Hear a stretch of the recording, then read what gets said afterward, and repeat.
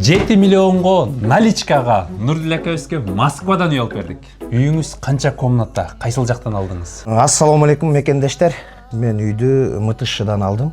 2 комната, 45 квадрат. Эко базардын жанынан алдым. Жанында школа, садик, транспортка да доступный.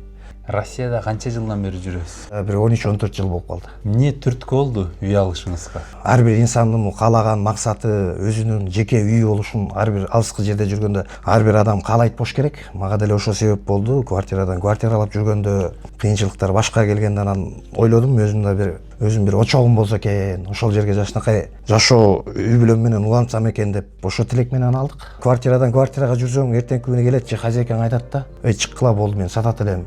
Же сноско кетет тигиндей мындай деп ар кандай неме салганда адам ичинен мындай кыжалат болот экенсиң да. Иштеш керек, мээнет кылсаң, мээнеттин аркасында береке бар дейт. Ошо береке ошо жылуулук үйдө. Ар бир ушу кыргызстандык жарандарга айтат элем, барыңыздар, үйлүү болуңуздар. Ушундай жакшы мен жетип аткан ийгиликке сиздер да жетиңиздер. Ушуну канча деген мээнет кылып, таап, чогултуп, ошонун бир үзүн көрөйлү деп бала чага бул жакта окугандан кийин анан баягы убактылыча жашоо бияктан уланып атат да биздики. Нурдул акебизге наличкага 7 миллионго МТШден 2 комната үй алып бердик.